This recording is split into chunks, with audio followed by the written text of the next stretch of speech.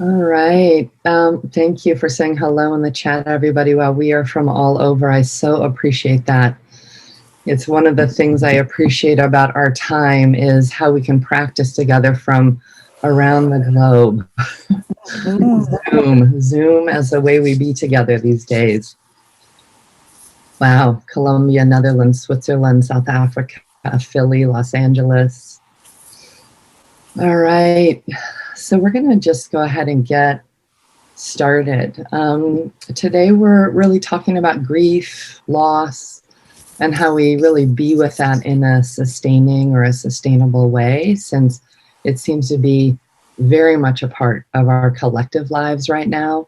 And also it seems to be an inherent part of human life, loss and grief. I am going to ask you, I hear somebody is not on mute, or Salinas, if you could just help with muting, that'd be awesome. All right. We're going to start with a centering practice just to get ourselves present for the day. And you can do this seated or you can do it standing. I'm going to model it standing, but really choose to do it however you'd like. If you're going to stand, go ahead and stand.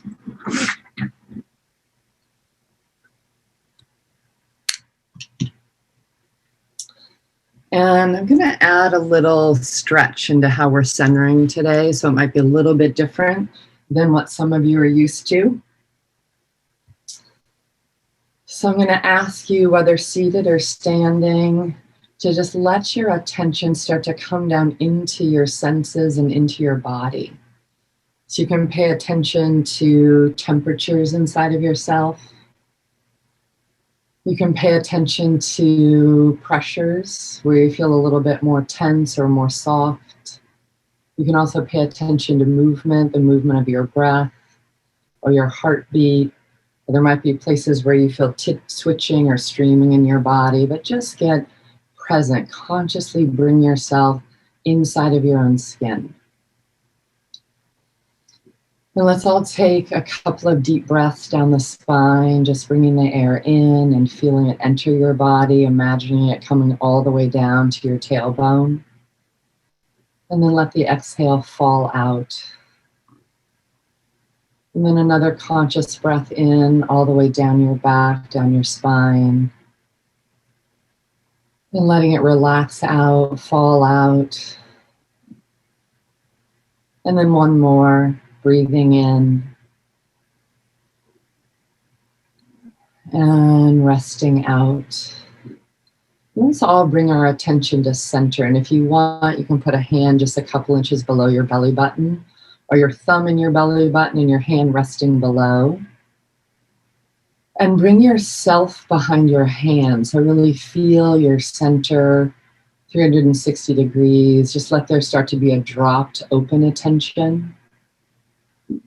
You can feel your belly with your hand or your hand with your belly, but letting our attention drop down. And then we're going to center in our 4 dimensions. You can keep your hand there, you can let it drop to the side. And first we're going to center inside of length. And that means settling down into the lower body where we're also lengthening up into our upper body. And what I'm going to invite us to do is put a stretch to it. So we're opening and stretching down and up at the same time. Just feel that stretch in your own body. Lengthening out the feet. You can switch your hands to the other side. Lengthening up to your head and out your head. And feel that full length even while you relax your hands. So an extension through the body down to the earth. An extension up your spine, out your head to the sky. Just letting yourself relax into your full length. And inside of that, we talk about also centering in dignity, our inherent worth, the inherent worth of all life, ourselves included. So centering in length. And let's center in width, really from our center line, extending all the way out to the sides of us. And I'm going to invite you again to just stretch side to side, opening your palms and letting the aliveness come from the center of you, all the way out to the sides, getting wider, widening your legs, your feet, ear to ear. Keep that sense of width while you relax your arms, and let yourself really rest or expand into width. Right, we really look at this as the relational space. We let ourselves out, we let others in, and from that visceral sense, right, we remember our interdependence, our connectedness. So we have the length, we have the width, and now we're going to go with the dimension of depth, right, front to back. So let's do the same thing. One arm back, one arm forward, extending back behind us, right? All that space behind us into history, and extending forward. Feeling that depth, you can switch hands. Same thing back and forward. Feeling the space behind you, the space in front of you, and making more room for your own depth. And then keep that sense of extension while you relax. Really let yourself feel the front and back of your chest, front and back of your belly, your hips. And opening to that space behind us, really all that's come before us, whether we want to think of that as, you know, billions of years of life and evolution on the earth behind us, or your ancestors, your teachers behind you. And then our internal landscape, making more space. And then in front of us, really facing into what is and also facing into the future. Facing into the unknown, as well as our intentions. And then go ahead and be in all three of those at the same time, length, width, and depth. Really feel your organism, right? We're these alive, moving, changing organisms. So if you can really let yourself identify with your aliveness.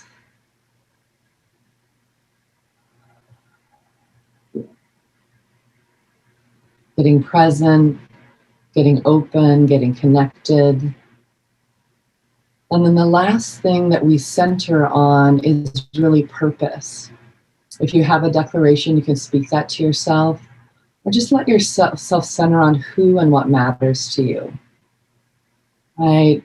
What do you love? What do you long for? What's important to you? Let yourself center there. Really let it locate at your center, less of just an idea and more like a lived, felt commitment, a lived, felt care. And then let what you love, let what you care about really come also into your length, width, and depth. All right, so we can use it as a rudder. We can use it as a place to keep coming home to or coming back to.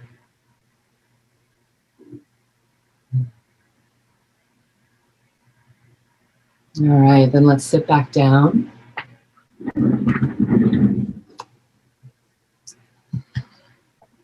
Just take a moment and place in the chat, what's your mood this morning? What's your emotional state as we get started today?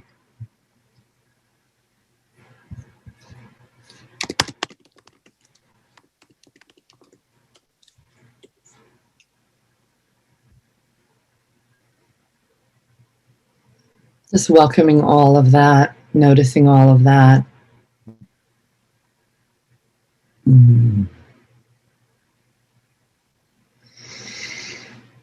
All right. I'm going to invite us to sit for a few minutes in just presence or meditation.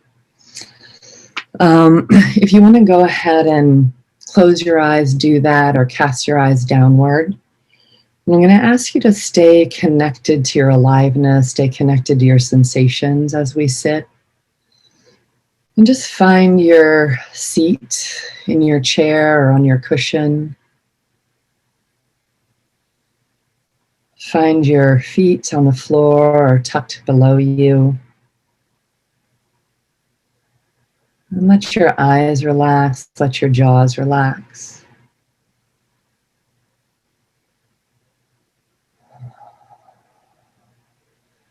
If there's thoughts or if there's places where you're in struggle with yourself, just make room for that.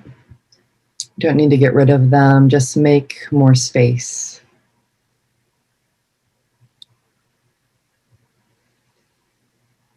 And as we're sitting, as you're breathing, just notice the full dimension of your breath, that your breath, your lungs are really expanding in length, width, and depth.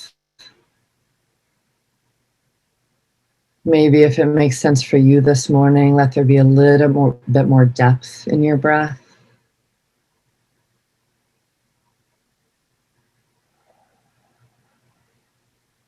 Or maybe a little bit more length, that your breath goes from your belly to your collarbones.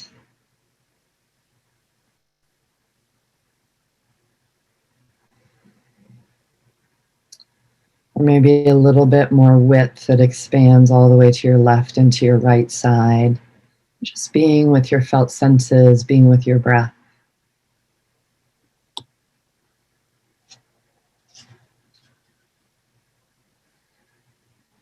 And then as we sit together, let yourself also find your heart. I know I tend to feel mine just right in the center of my chest, but wherever you find yours, let yourself find your heart. And however your heart is this morning, welcome it, make space for it. And just very gently bring more breath to your heart.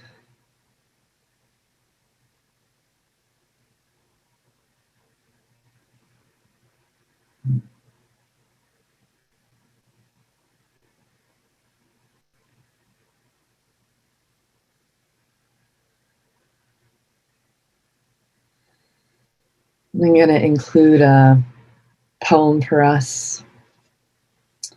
The poem's by Ghalib, which is an 18th century poet and mystic. And the poem goes like this: for the raindrop, joy is in entering the river. Unbearable pain becomes its own cure. Travel far enough into sorrow, tears turn into sighing. In this way, we learn how water can die into air. When after heavy rain, the storm clouds disperse, is it not that they've wept themselves clear to the end? If you want to know the miracle, how wind can polish a mirror, look, the shining grass grows green in spring. It's the roses unfolding, Ghalib, that creates the desire to see. In every color and circumstance, may the eyes be open for what comes.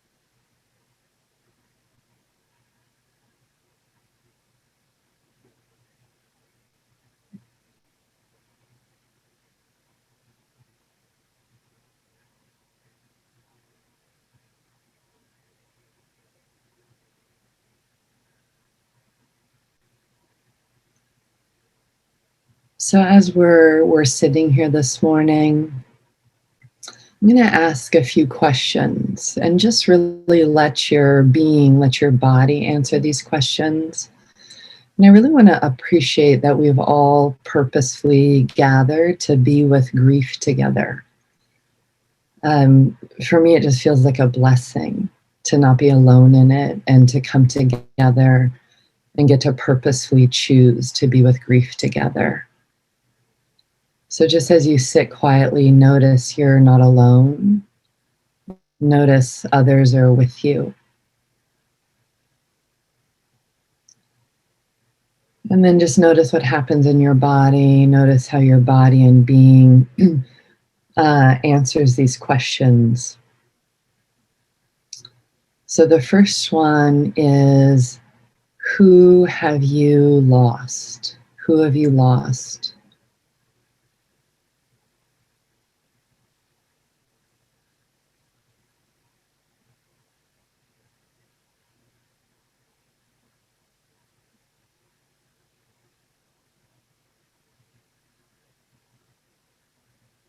Just being present with yourself, making space for whatever comes.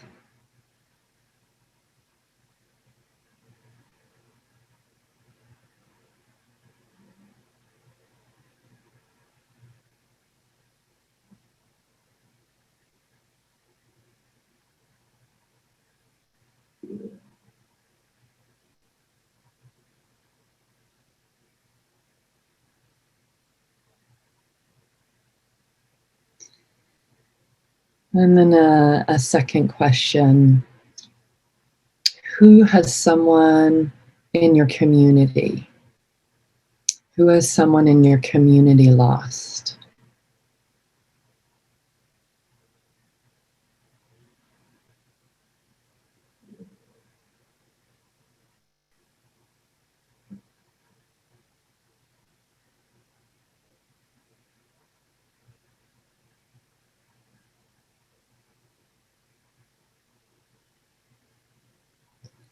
Just letting yourself feel that, letting yourself just make space for what comes.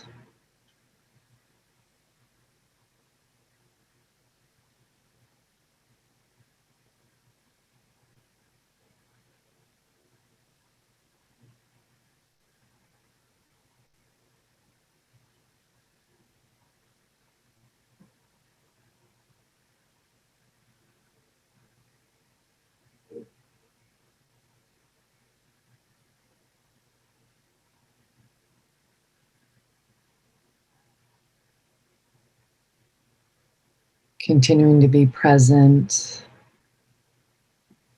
And another question for all of us. Who has someone that you don't know? Right? Maybe you saw them on the news, or you another part of the town you live in, or another country, or another state. Someone that you don't know, who have they lost?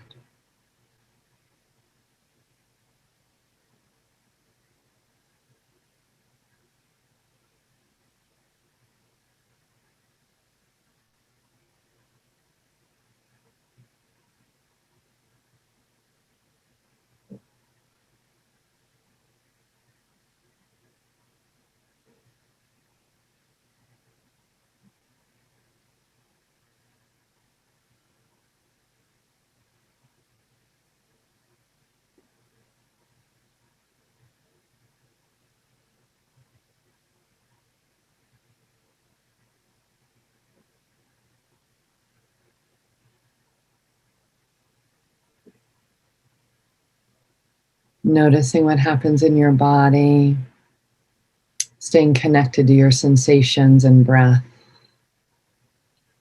Just being with the response to that inside of you.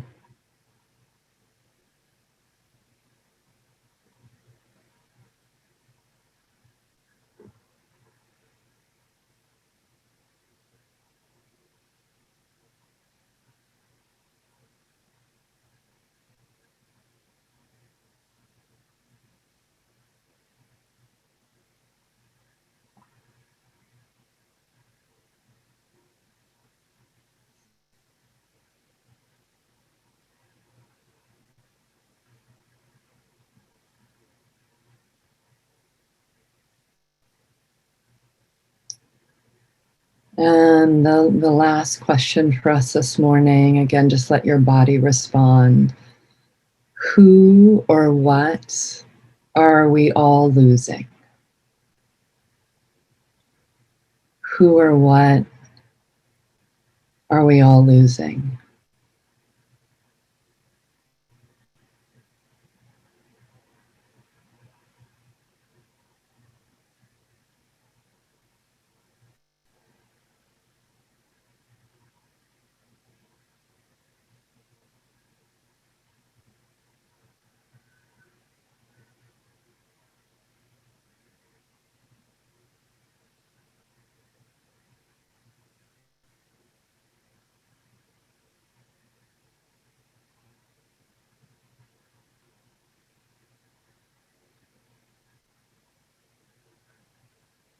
As best as we can, just stay present with yourself, make space for what's arising, and let your body notice again you're not alone. Yeah, we're here with each other.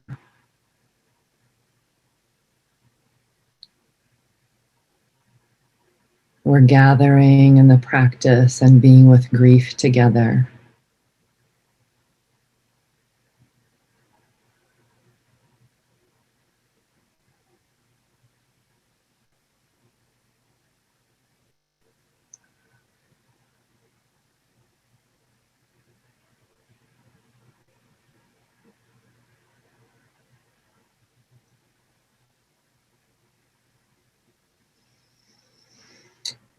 And in the next couple of moments, just let your eyes come open.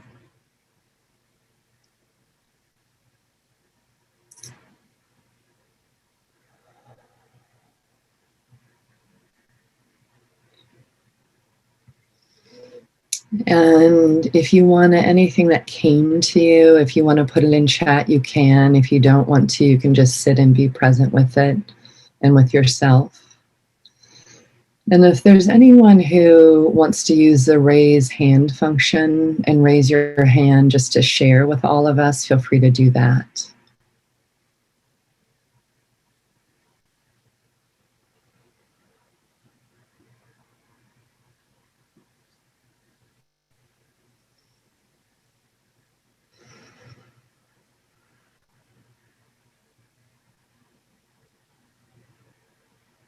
So I'm just going to share something that I'm aware of.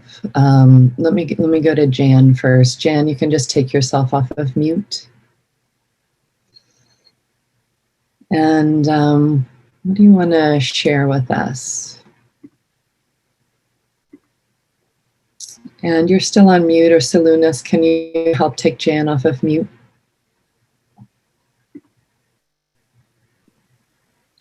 Hi, Jan, you should be able to come off of mute. I'm asking you to unmute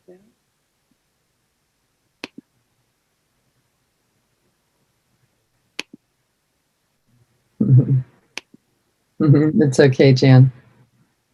Salunas, can you take There Jan I off go. I'm off now. Thank you. What do you want to share with us, Jan? We all expect to lose family members as they get older. But my son became homeless for 3 years because of drugs. And thank God he found his way off of them. But I grieve for the loss of who he was before that and who he is now. And it's one of the things I keep on trying to get over because I'm just so grateful to have him. And at the same time, I really long for the innocence of who he was before he went down that road. Are you open to sharing his name? Brandon. Brandon. Thank you. Thank you for sharing with us. Thanks for sharing your grief.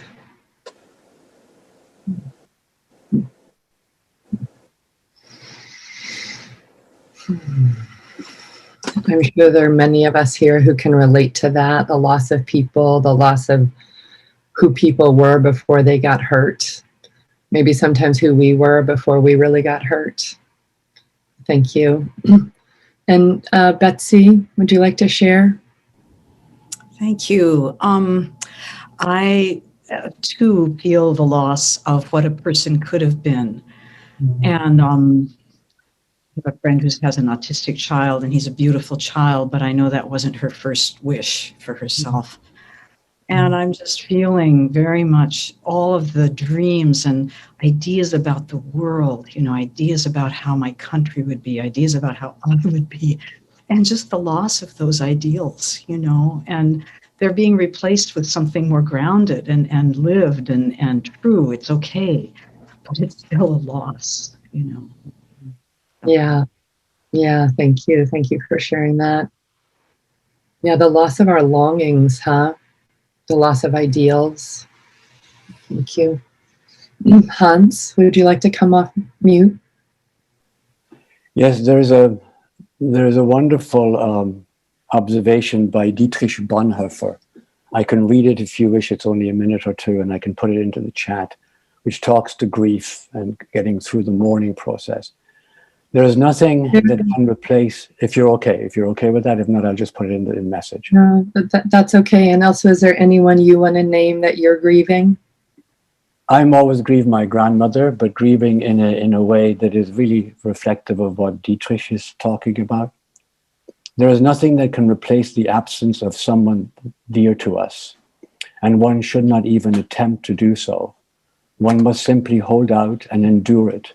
At first, that sounds very hard, but at the same time, it is also a great comfort, for to the extent that the emptiness truly remains unfulfilled, one remains connected to the person through it. It is wrong to say that God fills the emptiness. God in no way fills it, but much more leaves it precisely unfilled, and thus helps us preserve, even in pain, the authentic relationship. Furthermore, the more beautiful and full the remembrance, the more difficult the separation. But gratitude transforms the torment of memory into silent joy. One bears what was lovely in the past, not as a thorn, but as a precious gift deep within, a hidden treasure of which one can always be certain. Thank you, Hans. Thank you. Something I want to name as we're together in grief today is, I looked it up this morning. With those that are counted, we've lost 2,250,000 people to COVID in a year. And I was thinking about, how do I relate to that? And, I'm here in the Bay Area, and I'm like, okay, that's everyone in San Francisco 2.5 times. Just really letting myself go, who are all those people? And then I think another one for me, when I think about what do we grieve together, and this is one of the griefs that I can only take a little bit at a time, is that we're in the sixth mass extinction of life, caused by humans and human systems. And that's one that I'll veer into periodically. And then I'm like, oh my God, it's going to kill me if I feel that, because of the sheer overwhelm of it. And I also feel committed to feeling it. And then close losses. There's been a number of close losses, personal losses this year. So I wanted in our time together to talk a little bit about how somatics understands loss and grieving, and then to do another practice around it. And, somatics is, of course, always understanding things through the lens of embodied transformation, that we're these live, again, changing processes. And so somatics really looks at grief as a loss that creates a disorganization and a reorganization that invites more wisdom. It doesn't mean we always get there, but really that's how somatics understands grief, is it's a disorganization of the self. It's a disorganization of how we've constructed the world or our relationships or our identity. And it's very profound. I think you all know that because you all feel it. And then it invites a reorganization, kind of like the poet this morning of, travel far enough into sorrow, tears turn to sighing. And that pain, unbearable pain, becomes its own cure. Somatics really understands that process. If we allow a depth of our feeling, of our sensation, of the disorganization of change, there's a reorganization or a reemergence that includes more wisdom, or includes more compassion, or includes more knowing about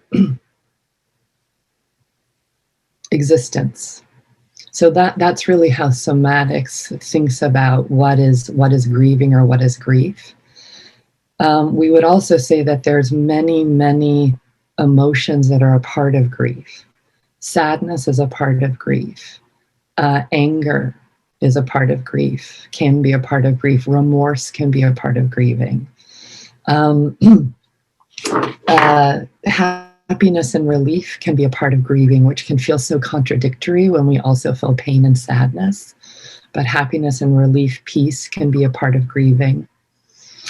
And also overwhelm and helplessness can be a part of grieving. And I think especially those states, I would call those more states, when we hit overwhelm or when we hit helplessness, it's also a time. Somatics would say that's a time to take it very slowly, or to pause and resource ourselves more into resilience, more into our connection with the earth, or more in connection to our spirituality, so we can take it a little bit more slowly. I often think of overwhelm as like when so many emotions collide all at once, and it's just like I can't even tell what I'm feeling because it's too many things at once, or it's too much. It's more than what we're used to tolerating. A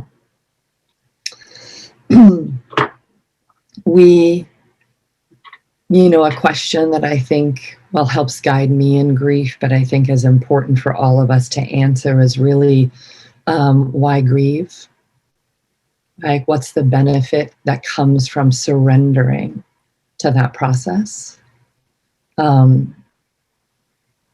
can we let it open us? How can we let grief open us? How can we let grief change us or make us more wise and compassionate? But really for you, why grieve?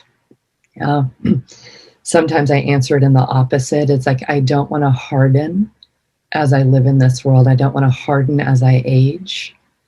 And one of the things that helps me not harden is that I grieve. I let myself grieve.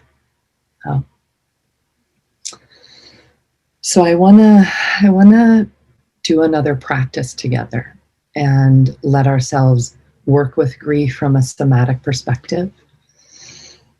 And I'm sure many of you who have been a part of these practices with us or done somatics have heard this term blending.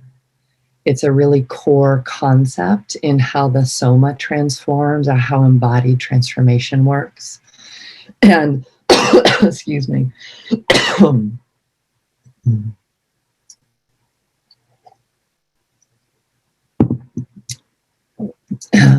It's the concept that instead of resisting or fighting with contraction, it's the orientation of supporting contraction in the direction it's going and letting it soften and open. So I'm going to invite us all to do this first with our fists, even if you've done it before. And then we're going to do it with our own grief. Okay? So go ahead and make a fist with one hand. And we're going to do this by contrast. So as you feel your body, try to open your fist like you're forcing it open. What it wants to do is grip, and you're going to pry it open. So pry it open.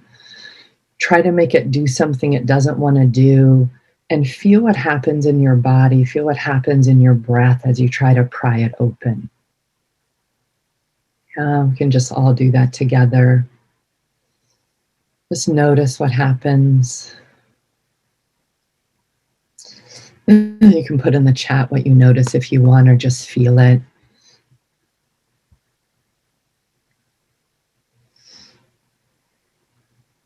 Anxiety, tension.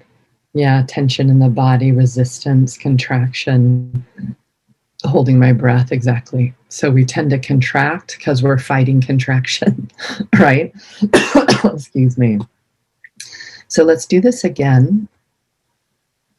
Go ahead, you can switch hands, do the same hand, but make a fist again. And that fist just wants to contract. And with your other hand, just get very present in your other hand.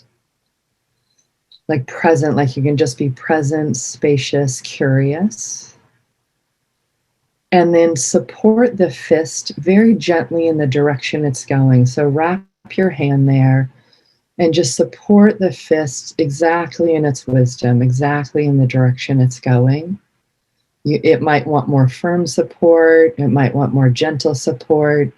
And just feel your body as you affirm and blend with that contraction.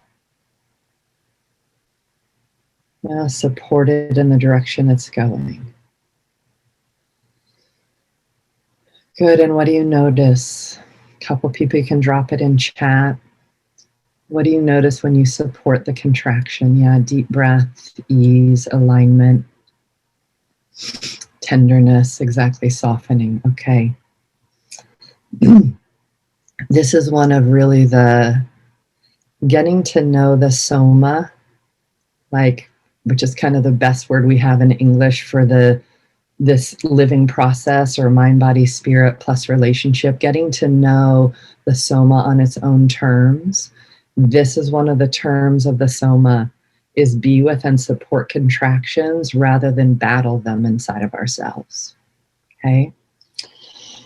So it is normal that we want to turn away from grief and pain. It's normal that we want to numb ourselves to it. It's normal that we want to contract against it. So I want to invite you to find in your own body today, where is a place that you are more contracted around loss or around grief? You might feel that there's a kind of holding in your chest and around your heart. It might be in your shoulder or the back of your heart. It might be down in your gut or your pelvis. But just really notice solar plexus. Just notice and be in your own body. And notice where your grieving is, where you're processing loss, and where you might be somewhat in contraction around it, or numbing to it, or wanting to move away from it.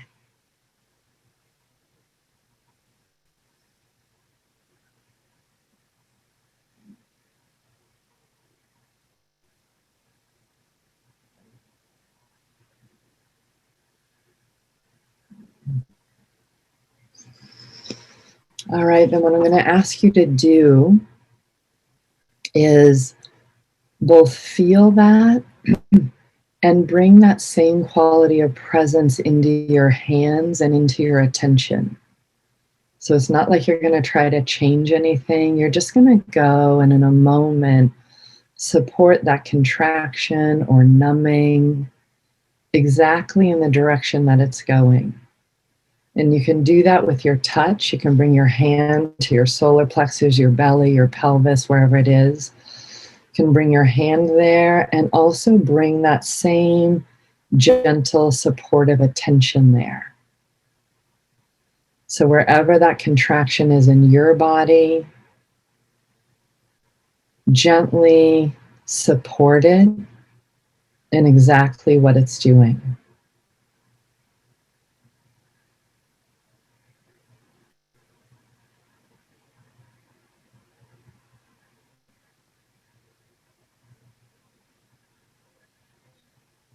Making space for it, supporting the contraction, just feeling yourself.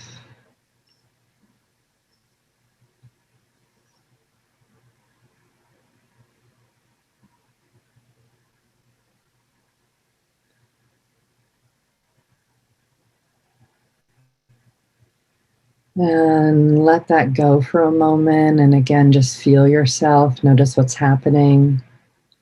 What's happening in your sensations, what's happening emotionally.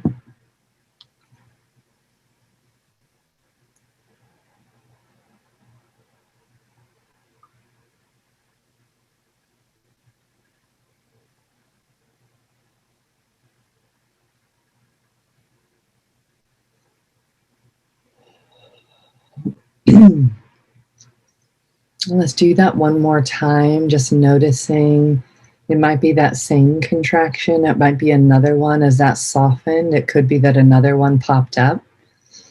Whatever contraction, resistance, numbing in you, again, just have that very gentle attention, that very present and supportive touch.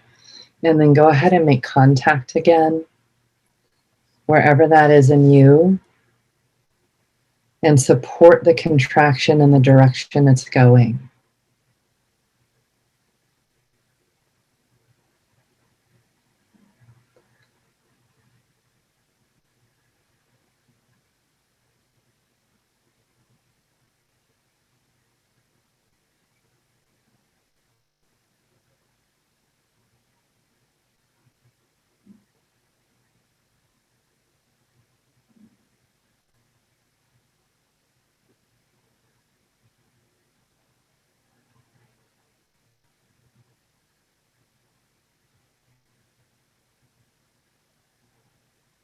Being with your sensations, being with your emotions, adjusting the support as needed.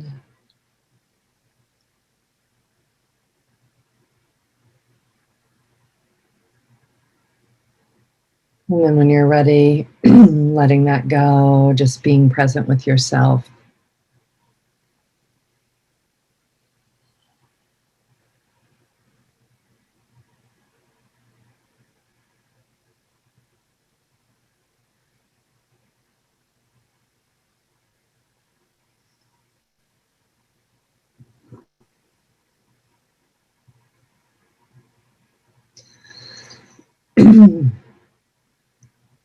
And when you're ready, if you want to add to chat, what are you noticing for yourself as you be present with places that want to contract away from grieving or pain or sadness?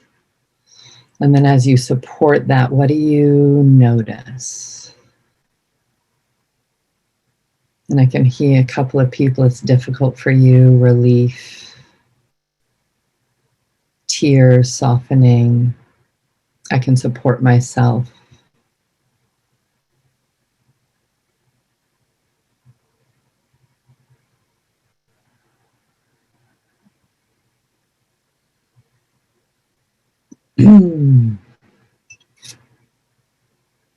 Empathy, energy freed up, sadness. Yeah.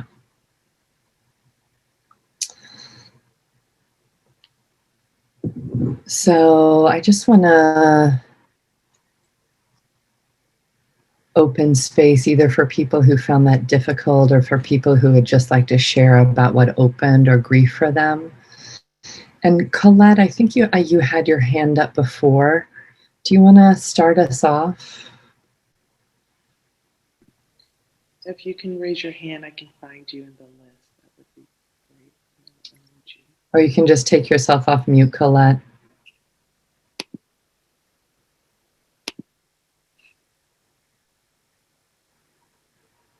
Anyone else who wants to talk, you can go ahead and raise your hands. And Colette, can you get yourself off mute, or is that not happening? There you go. I actually didn't have my hand up, so. Oh, I'm do you good. want to share anything? You don't have to, but do you want to? I guess I noticed just it took me a while to kind of find the right amount, I guess, of force that I needed. But once I did, definitely felt a softening and just a little bit more ease in that area.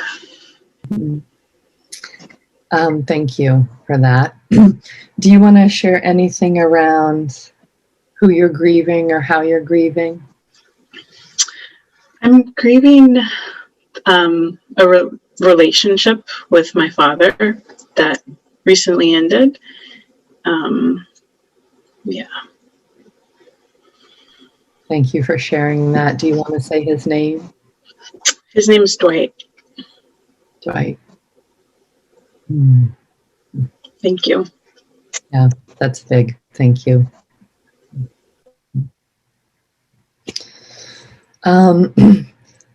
Mushkan, and I might not be saying your name right, even though I should say it right. Would you come off mute?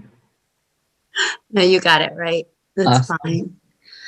fine. I think what I'm noticing is that sadness is very challenging. And when I'm present in it in my body, the tension when I hold it releases. And so I have that full emotional experience of sadness. And so that cycle of crying is able to come out. And when I'm holding myself, there is an opening that happens where there's almost like a release. It's not tight anymore. Mm-hmm. How is it for you to feel sad? It's very vulnerable. Yeah. Very scary. Mm-hmm. Yeah. And when you feel sad, where do you feel vulnerable in your body? In my stomach. Mm-hmm. Mm-hmm. Yeah. Yeah. And do you want to say anything about what you're sad about? I think the loss of loved ones, close family members, and just the loss that everybody's experiencing right now in the world. It's profound. It is profound, isn't it? Yeah. Yeah. My guess is you're a fairly sensitive person. Is that true? Yes. Yeah. Feeling deeply is not easy. You know? It really isn't. It's not. It's like, oh my God, the pain of it. You know? Yeah. Yeah. And just one more question. Kind of why is it worth it? Why is it worth making space for your sadness or feeling your sadness? It opens up the possibilities of living a more fuller life instead of being in this contracted, fearful space. Yeah, right. Yeah, yeah. You know, one of the things that's really kept me in somatics all of these years is just, how do I want to say it? Softening can be so painful, but in it, it's so freeing. It's so freeing, but it doesn't seem like the pain part goes away, you know? Yeah. No. Yeah. Yeah. Mm-hmm. Thank you so much. Thank you. Yeah. Mm. Mm.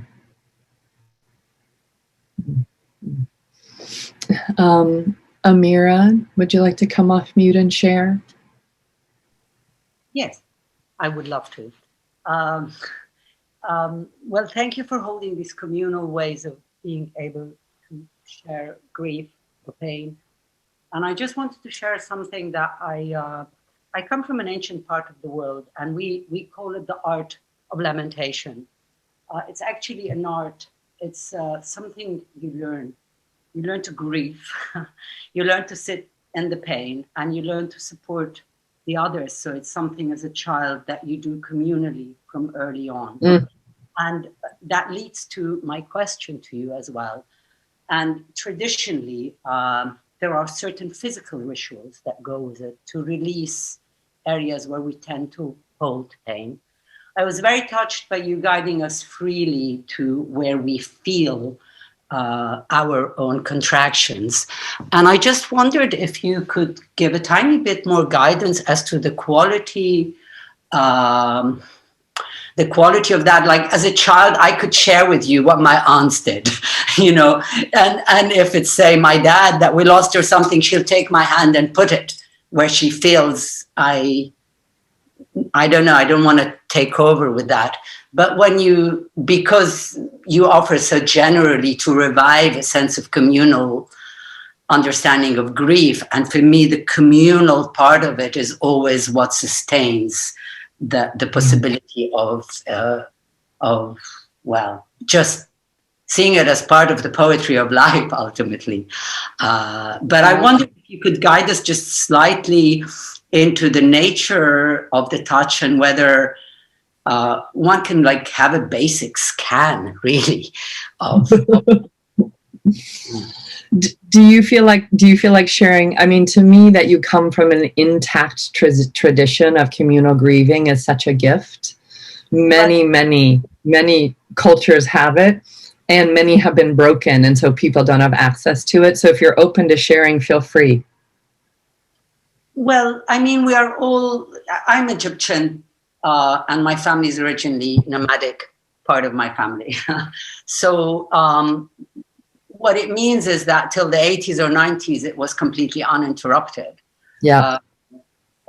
So we have the rituals themselves, and then we have the repetitions. So whenever anyone passes, for example, and we all meet, there will be specific people who will remember. It's called the art of remembrance.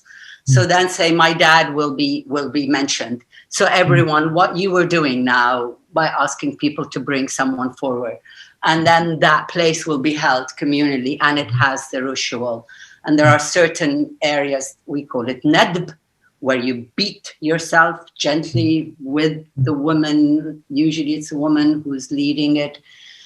So there are points of releases that you're then led to release, and you know, that for me, I can only do that communally. So as I was sitting here with people sharing their grief, I was very thankful that we are trying to find ways to develop something that I think our world will need, because we're losing a lot.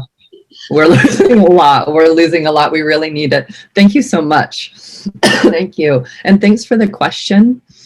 You know, oh man, now this is what I'd like to spend the next 4 hours on together. I want to say two things about it. If we can get enough in our bodies, we know how to grieve. And then what happens is we will often get in the way of our own grieving. But if you really let go into grieving so often, and I feel like you were actually just doing this, but often grief will want to rock, right? As we grieve, as we cry, rocking is often a part of grieving. It's what the soma does, or what the body does.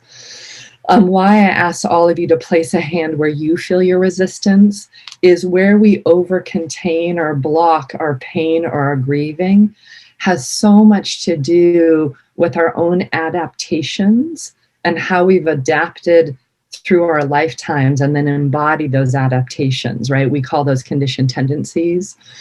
But the very deep places grief lives is down our core. So heart, it can be in the throat. You all said the solar plexus, and then deep in the belly. Like grief is in our core. And often where we're trying not to feel it can be unique in our own bodies. But what's so beautiful about what you just shared is the Amira is the, you know, and what we do as somatic body work is we touch and we move and we might support and manipulate, in the best sense of the word, the areas where there's holding. So we did supporting the contraction today.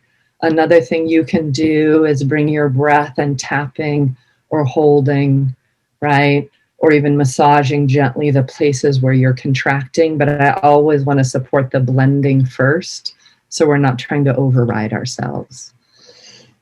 But Amira, again, and I feel very thankful for what you just shared from your people and your culture, and the collective ground in many ways lets us grieve when what there is to grieve is so deep and then also so big.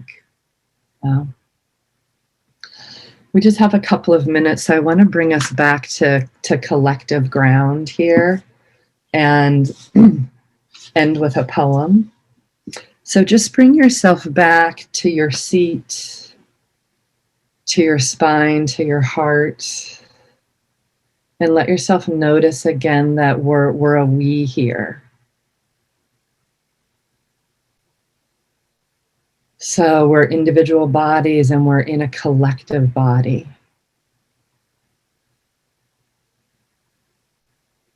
And we have both individual grief and we have collective grief. We have individual loss, we have collective loss. and holding it together lets it run through our own bodies more easily, right? Lets us, doing it together lets it run through our collective bodies more easily.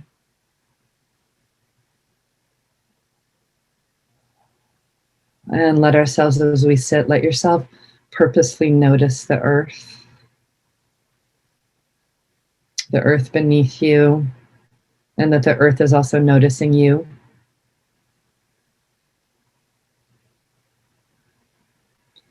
And then noticing the sky, the stars, and notice that the sky is also noticing you.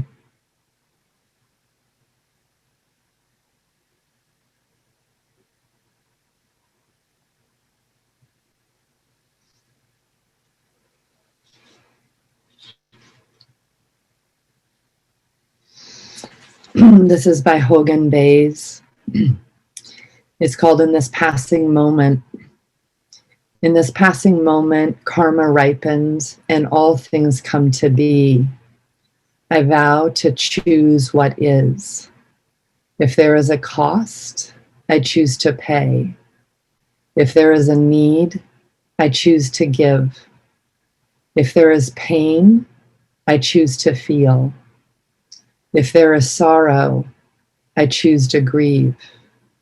When burning, I choose heat. When calm, I choose peace. When starving, I choose hunger. When happy, I choose joy. Whom I encounter, I choose to meet. What I shoulder, I choose to bear. When it is my death, I choose to die. Where this takes me, I choose to go. Being with what is, I respond to what is. Thank you all for gathering and practicing and being together with grieving today. Thank you.